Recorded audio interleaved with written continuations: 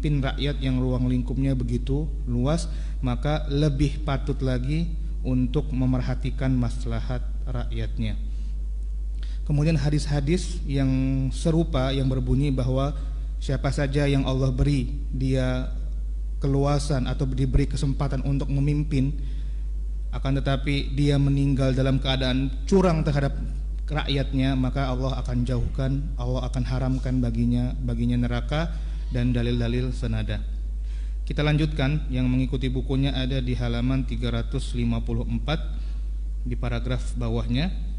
Qala al-muallif hafizahullahu taala wa hadza ya'ni wujubul amali ala ma yuhaqqiqu masalihahum. Ini menunjukkan, hadis-hadis tersebut atau dalil tentang anak yatim tadi menunjukkan bahwa seorang pemimpin harus menentukan kebijakan-kebijakan yang merealisasikan maslahat rakyatnya. Wa warada fil hadis ma yadullu ala anna ta'atar ra'iyyati lahum muqayyadatun bi'amalihim bi ta'atillahi ta'ala. Dan sebuah hadis telah datang menunjukkan bahwa masyarakat itu wajib taat terhadap pemerintahnya, muqayyadatun, terikat dengan amalan penguasa tersebut di atas ketaatan kepada Allah Subhanahu wa taala. Maksudnya adalah selama penguasa itu berada di atas ketaatan kepada Allah, maka rakyat harus taat kepadanya. Kama fi qaulihi sallallahu alaihi wasallam, sesuai dengan sabda Nabi sallallahu alaihi wasallam, la ta'ata li makhluqin, tidak ada ketaatan terhadap makhluk fi ma'siyatil khaliq, di dalam kemaksiatan kepada al-khaliq, sang pencipta Allah azza wa jalla. Fala tajuzu ta'atuhum fi hali mukhalafatihim li ta'atillah, maka tidak boleh mentaati pemerintah, pemimpin, jika keadaan mereka menyelisihi ketaatan kepada Allah, mimma yaqulu ala anna amalahum bi khilafi ma yuhaqqiqul maslahah lirra'iyyah ya'uddu ma'siyatan lillahi ta'ala. Nah, ini juga menunjukkan bahwa tatkala seorang pemimpin itu tidak merealisasikan kebijakan-kebijakannya terhadap maslahat-maslahat rakyatnya, ini dianggap maksiat. Maka tatkala ini menjadi maksiat, rakyat tidak mesti, tidak fala yalzamu ra'iyyah ma yantiju man hadzat tasarruf, maka rakyat tidak mesti taat terhadap kebijakan-kebijakan ini. Tentu saja ini permasalahan yang rumit sekali. Kita tidak bisa letter luck, sudah ini tidak sesuai maslahat, kita nggak perlu taat, nggak mesti juga. Ya, ini pembahasannya panjang dan bukan makomnya ana untuk menjelaskan ini. Nanti bisa ditanyakan ke ustadz-ustadz senior. Contoh misalkan sekarang yang agak memberatkan, walaupun sudah biasa ya, kenaikan parkir misalkan, yang bawa mobil jadi 5.000, biasanya cuma 2.000, kemudian yang bawa motor jadi 2.000, bahkan hanya beberapa detik saja dianggapnya parkir segala macam. Apakah ini, andaikan misalkan ini tidak sesuai dengan maslahat rakyat, kebijakan pemerintah ini, apakah harus taat apa tidak? Gimana apa? Harus tetap bayar parkir 2.000 atau 1.000 saja? Ya. Kalau memakai kaidah ini, balik lagi, belum tentu apa yang menurut kita madharat, menurut orang lain madharat juga.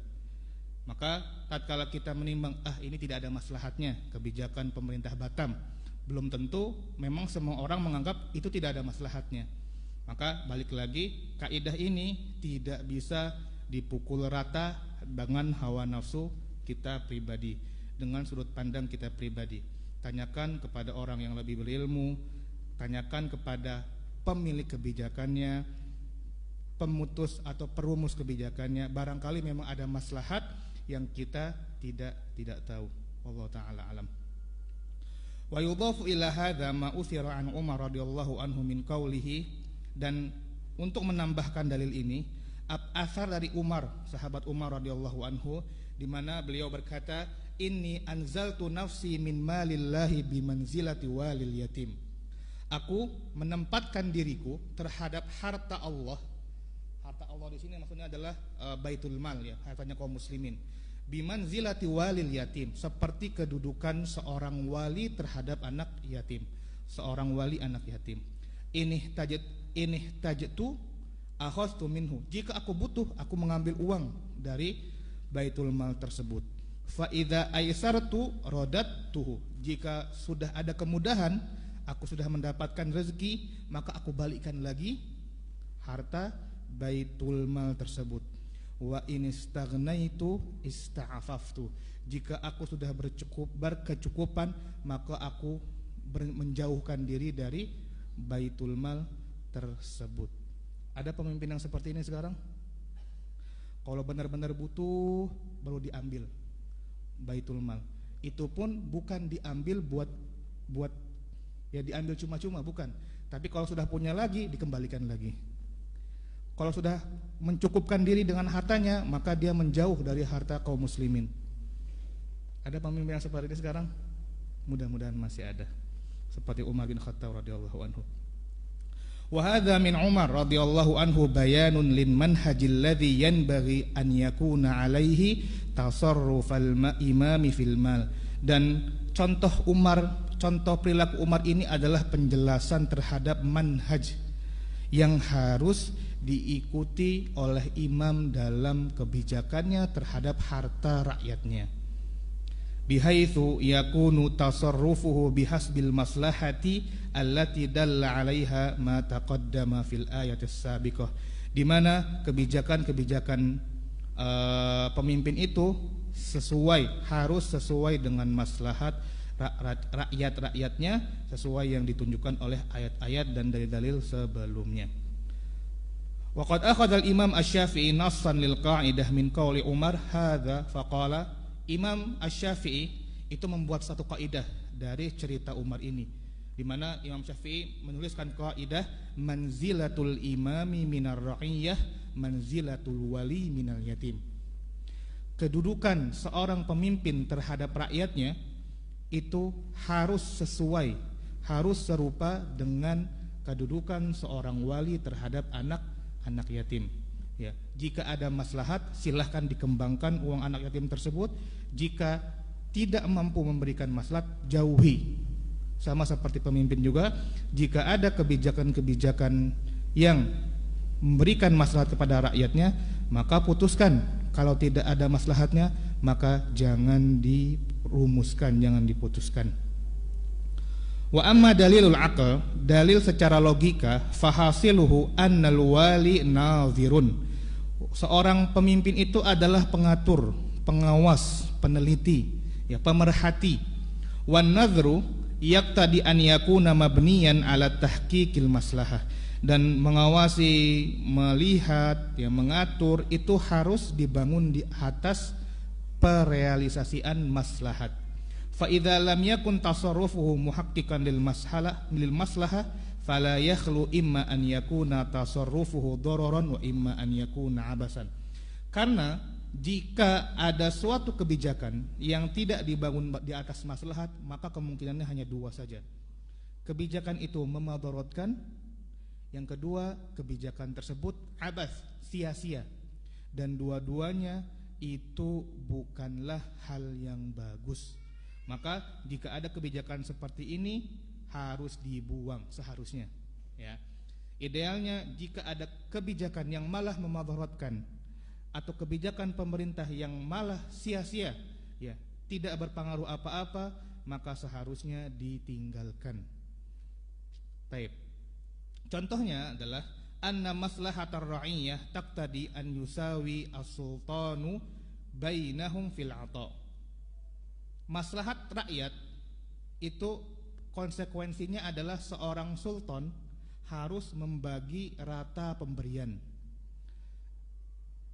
Wa alla yufadila bainahum illa bihasbi nafa'ihim lid-din wa ahlil Islam wa la yajuz an yufadila bainahum fi ma 'ada dzalik li'annahu la maslahata fi hadza.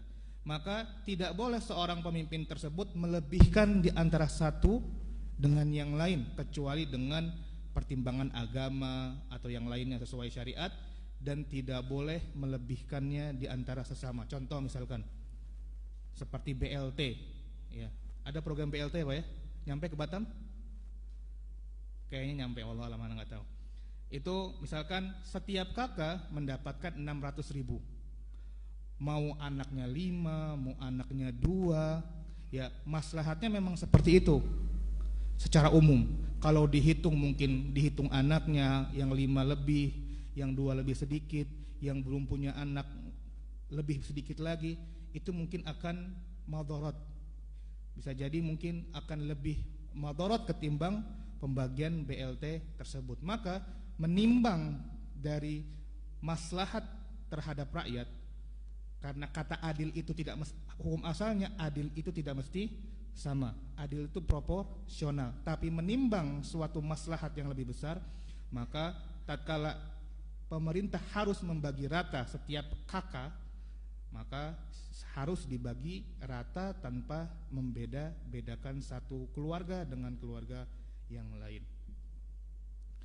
Contoh lain, anna maslahatar ra'iyah taqtadi an yu'inal wali li imamatis salati bihim imaman adilan.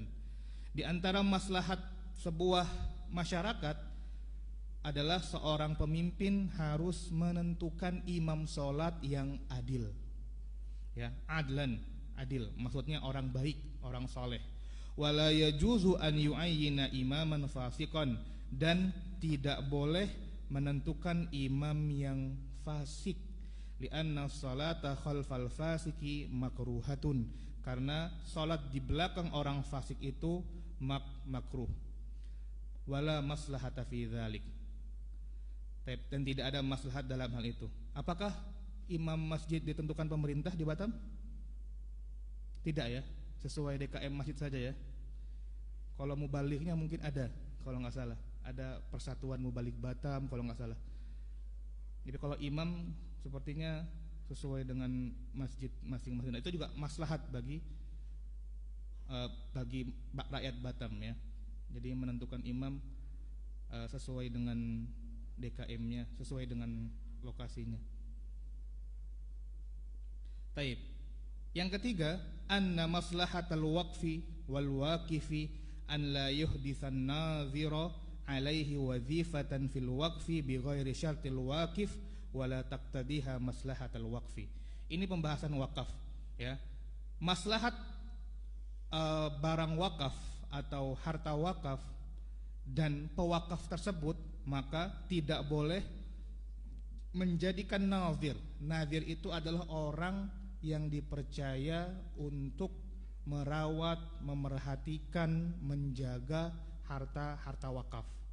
Nah, tidak boleh menentukan suatu nazir ya, penjaga wakaf ini tanpa ada syarat dari pewakaf, dan tidak ada maslahat wala taqtadhiha maslahatal waqfi, dan juga tidak menjaga maslahat barang wakaf tadi. Contoh, jadi agar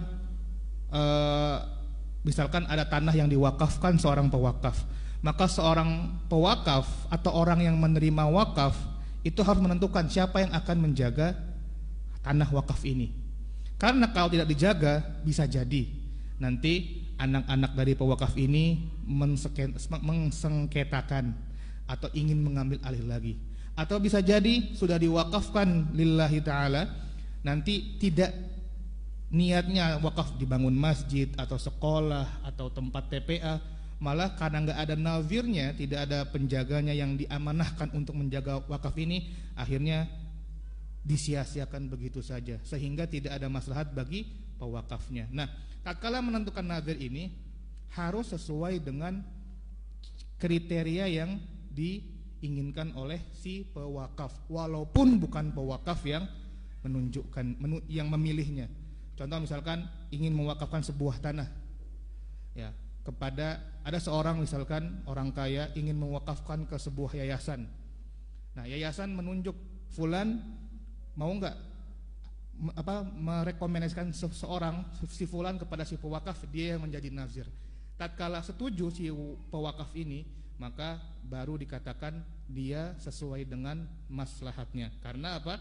Karena nazirnya pewakafnya setuju dengan si nazir ini. Jadi ini adalah maslahat bagi si pewakaf dan tanah wakafnya karena sesuai dengan syarat-syarat dan kriteria si pewakaf. Contoh lain, anna maslahatal mar'ah allati la waliyya laha, maslahat seorang perempuan yang tidak memiliki wali, maka walinya diganti kepada qadhi, ya, kepada hakim. Wa alaihi an yatasarrafa fi tazwijiha bima taqtadihil mas'alah, dan hakim berhak menikahkannya sesuai dengan maslahat si perempuan. Fayuzawwijuha minal kuf'i, maka qadhi tadi harus menikahkan perempuan tadi dengan pasangan yang sekufu. Wala yajuzu lahu an yuzawwijaha min ghairi kuf'in, dan tidak boleh walaupun dia seorang hakim menikahkan perempuan yang di bawah walinya, di bawah wilayahnya, kepada seorang pasangan, seorang laki-laki yang tidak sekufu. Li'annahu la maslahata fi dzalik, karena tidak ada maslahat bagi perempuan tersebut. Baik, kita lanjutkan ke kaidah berikutnya, al-qaidah al-kulliyah as-sabi'ah. Ini kaidah ma'ruf. Kaidah makro yang ketujuh, al-kharaju bid-dhaman. Al-kharaj bid-dhaman. Apa itu al-kharaj bid-dhaman? Kita artikan secara kata dulu. Al-kharaj fal muradu bihi al-manafi' al-munfasilatu allati tahsulu minasyai'. Kharaj itu adalah manfaat yang terpisah. Manfaat terpisah dari sesuatu atau yang dihasilkan dari sesuatu, wahiyya mustanadun ila sababin masyru'in, dan dia disandarkan kepada sebab-sebab yang syar'i.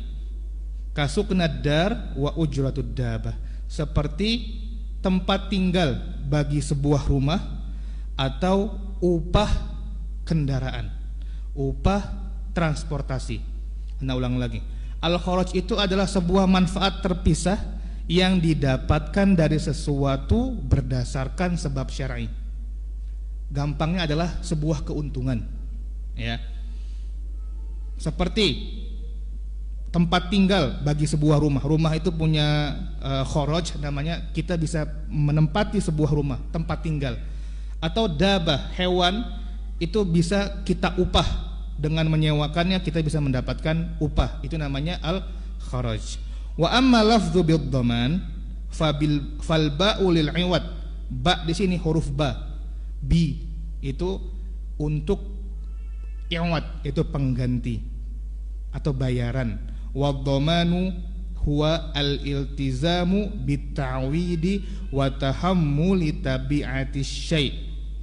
Kewajiban untuk mengganti atau membayar dan menanggung semua resiko sesuatu, semua konsekuensi sesuatu. Agak sulit kalau perkata, maka mudahnya adalah kaidah ini al-kharaju bid-dhaman artinya adalah keuntungan bagi siapa saja yang mengambil atau bagi siapa yang berani mengambil resiko. Al-kharaju bid-dhaman, keuntungan bagi yang berani mengambil resiko. Atau bahasa lainnya, hasil itu sebuah hasil, sebuah manfaat berbanding dengan resiko yang ditanggungnya. Atau hasil keuntungan itu sebagai ganti resiko yang ditanggung. Contoh sederhana gini, ada akad mudharabah. Mudharabah itu ada pemodal, ada pekerjanya. Pemodal ngasih uang 10 juta agar si pekerja membeli baju, kemudian dijual lagi. Tatkala dijual baju ini dapat untung 12 juta. Akadnya adalah bagi hasilnya 50%. Tatkala bagi hasil 10 jutanya dikembalikan kepada pemodal, untung 2 jutanya dibagi setengah-setengah. 1 juta buat pemodal, 1 juta buat pekerja. Ini namanya akad mudharabah. Kemudian qadarullah, ternyata barangnya tidak laku atau mungkin barangnya rusak, intinya rugi. Modal tidak kembali, apalagi keuntungan. Si pekerja jelas rugi, tenaganya sudah habis tapi tidak dapat untung. Nah, pemodal bilang, balikkan modal saya. Kata pekerjanya, tidak bisa, kita kan lagi kerjasama, sama-sama rugi. Kamu rugi modal, saya rugi tenaga. Kata pemodalnya, oh tidak bisa, saya berharap untung. Maka kalau enggak saya laporkan polisi, kembalikan modal saya 10 juta, kalau enggak saya laporkan polisi. Begitu. Nah, kita bisa bilang al-kharaju bid-dhaman. Kalau kamu berharap untung, maka kamu juga harus berharap dapat resiko, berharap buntung. Al-kharaju bid-dhaman. Kalau kamu menginginkan sebuah keuntungan, maka kamu harus siap menanggung resiko kebuntungan. Itu kaidah al-kharaju bid-dhaman. Maka seorang mudharib tadi, pemodal tadi, tidak boleh meminta modalnya kembali. Singkatnya seperti itu. Jadi keuntungan dan resiko itu berjalan berbarengan. Kalau mau mendapatkan untung, harus berani menanggung resikonya. Al-kharaju bid-dhaman. Taib. Al-ma'na al-ijmalil qa'idah anna istihqaqal manfaati al-munfasilati allati tahsulu minasy-syai' wallati tustanadu ila sababin masyru'in takunu 'iwadan an tahammuli tabi'ati dzalika syai' min naqsin aw halakin wa nahwihima. Kelayakan seseorang mendapatkan manfaat yang terpisah dari sesuatu yang berdasarkan sebab-sebab syar'i itu sebagai ganti rugi atas dia berani menanggung resiko konsekuensi sesuatu tersebut, baik itu kerusakan, kekurangan. Maka tatkala dia berani berkonsekuensi atau menanggung segala resiko tersebut, maka dia berhak mendapatkan manfaat. Wa ma'na hadza anna istihqaqatil kal manafi yakunu liman yatahammalu tilka tabi'ah fayakunu istihqaqul manfaati fi muqabili tahammulit tabi'ah. Maka tadi siapa saja, maka maksudnya keberhakan dia mendapatkan manfaat bagi siapa saja yang berani menanggung resiko tersebut. Dalilnya adalah apa yang diriwayatkan oleh ibunda kita Aisyah radhiyallahu anha, anna rajulan ishtara 'abdan fastaghallahu. Seseorang membeli seorang budak kemudian mempekerjakannya. Tsumma dhahara minhu 'ala 'aibin. Kemudian setelah dipekerjakan beberapa hari oleh laki-laki ini, budak tadi ternyata ada aibnya. Fa khasama fihi ila Rasulullah sallallahu alaihi wasallam. Kemudian si pembeli ini ingin mengembalikan budak tadi kepada penjualnya. Ini budak kamu ada aibnya. Tapi penjualnya bilang, tapi kan kamu sudah mempekerjakannya, bayar dulu. Seolah-olah ongkos sewanya, bayar dulu sesuai dengan hari kamu mempekerjakannya. Jadi seorang A telah membeli seorang budak, kemudian dipekerjakan beberapa hari. Setelah beberapa hari ternyata budak ini memiliki cacat, memiliki aib. Dikembalikan ke B, si pemilik budak tadi, si penjual budak tadi.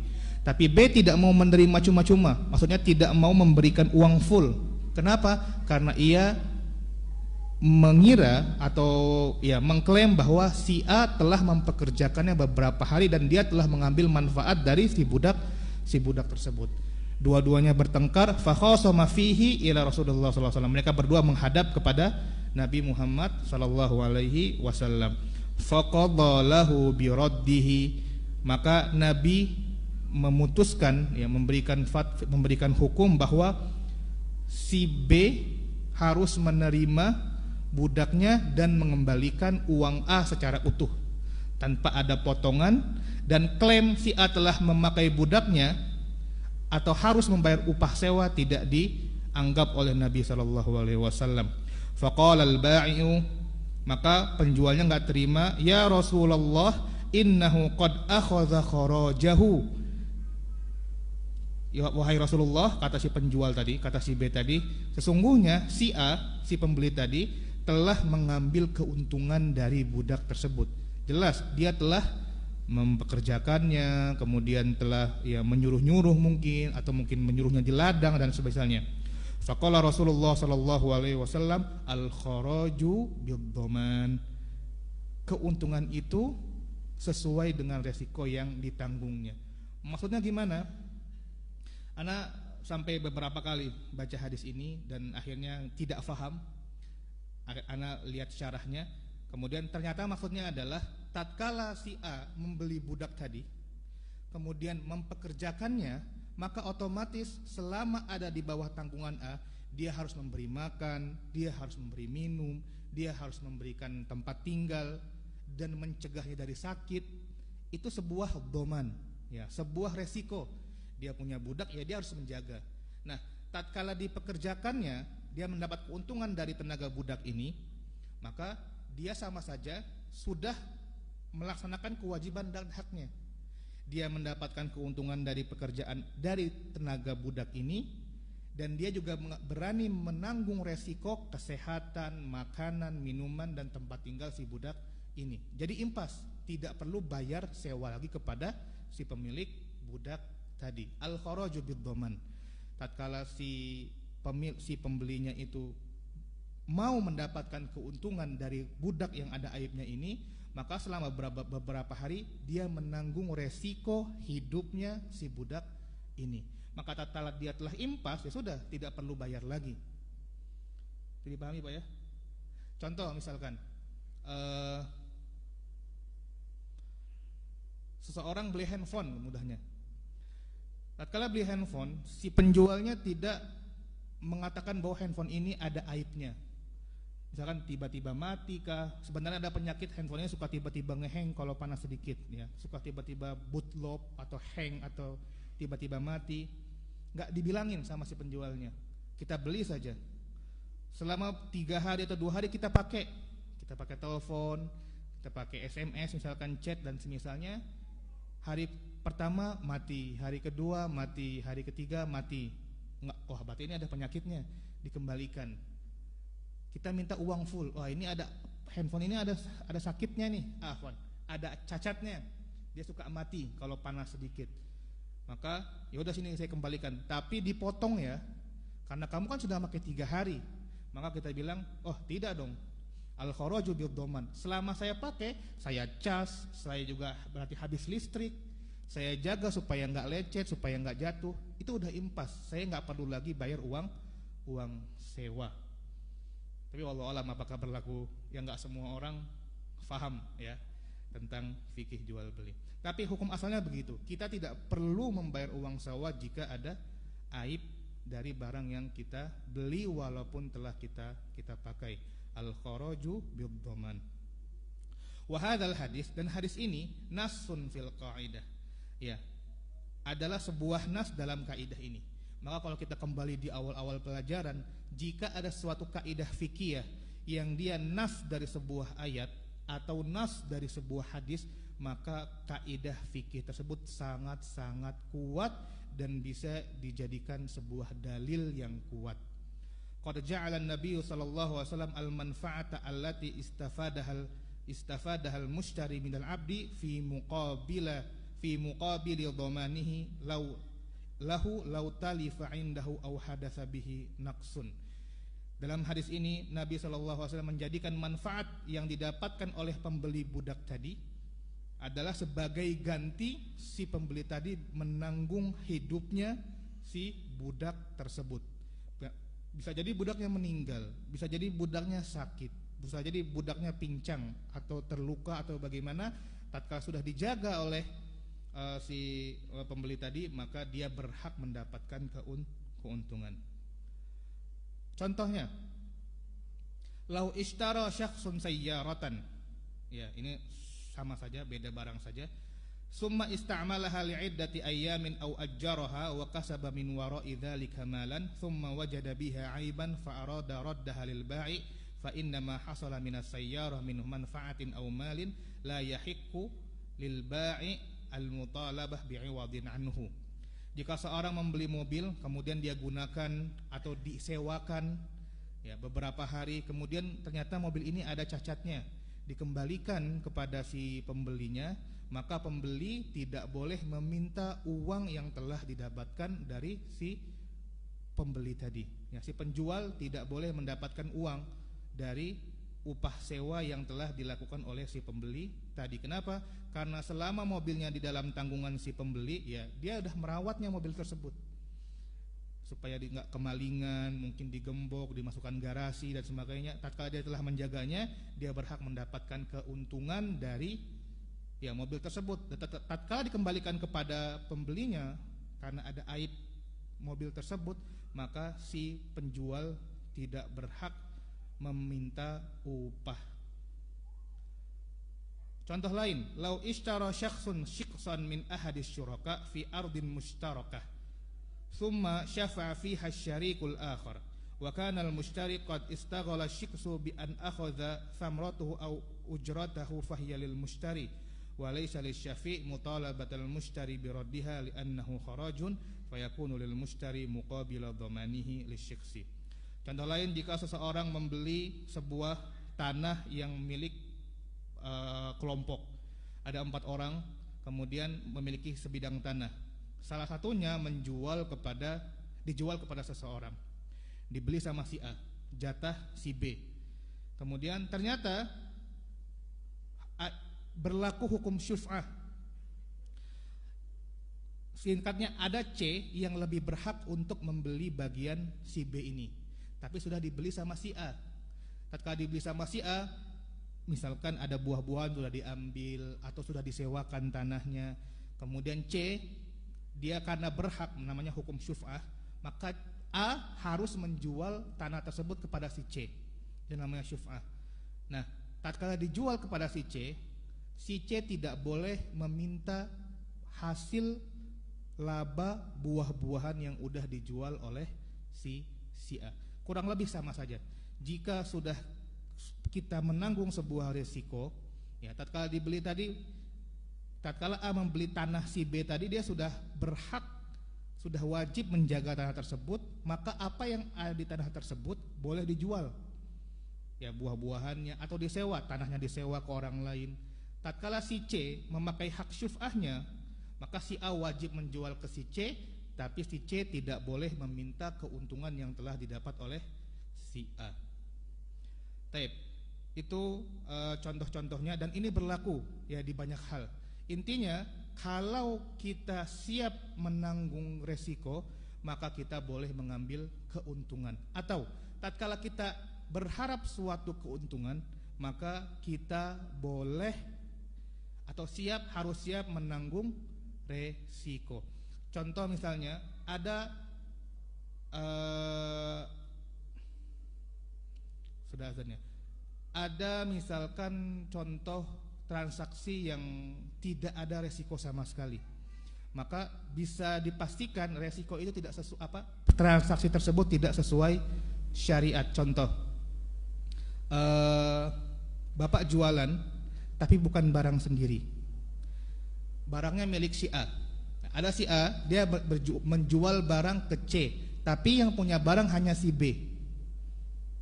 Jadi A, B, C, pemilik barang adalah B, pembelinya adalah C, penjualnya adalah A.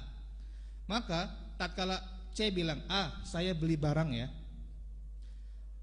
ini saya transfer uangnya. Oke, kata si A. Si A nelfon ke B, saya beli barang ya, kirimkan barang kepada si C. Maka oke, siap. Si A tatkala menjual C, ditambah harganya 20.000 misalkan, berarti dia mendapat keuntungan 20.000. Harga barang aslinya 30.000, dijual kepada si C itu 50.000. Anda ulang lagi, B punya barang 30.000, si A menjual barang si B kepada si C dengan harga 50.000. Nah, tatkala si C bayar ke A 50.000, kemudian A bayar ke B 30.000, tapi yang ngirim B langsung ke C tanpa melewati A dulu. Paham Pak ya? Maka ini sama saja, si A tidak menanggung resiko apapun. Kenapa? Barangnya dikirim dari B ke C. Kalau ada apa-apa siapa yang nanggung? Si B, karena B yang ngirim barang. Kalau tiba-tiba kurirnya menghilang, tiba-tiba kemana gitu barangnya nggak nyampe ke si C, nanti C akan komplain ke A akan komplain ke B. Maka transaksi yang benar adalah tatkala ingin menjual begitu, B harus kirim ke A dulu, A baru kirim ke C. Kenapa? Karena kalau mendapat keuntungan, si A harus berani mengambil resiko. Jadi B harus kirim ke A dulu barangnya, diterima sama si A barangnya, baru boleh dijual kepada si C. Al-kharaju bil doman. Yang mau ngambil keuntungan harus berani mengambil resiko. Maka kalau ada transaksi yang nol resiko, bisa dikatakan ya itu transaksinya tidak sesuai syariat. Ada beberapa syarat tapi sudah habis waktunya. Mudah-mudahan kita bisa lanjutkan minggu depan. Subhanakallahumma wa bihamdika asyhadu an la ilaha illa anta astaghfiruka wa atuubu ilaik. Wa akhiru da'wana alhamdulillahi rabbil alamin. Wassalamualaikum warahmatullahi wabarakatuh.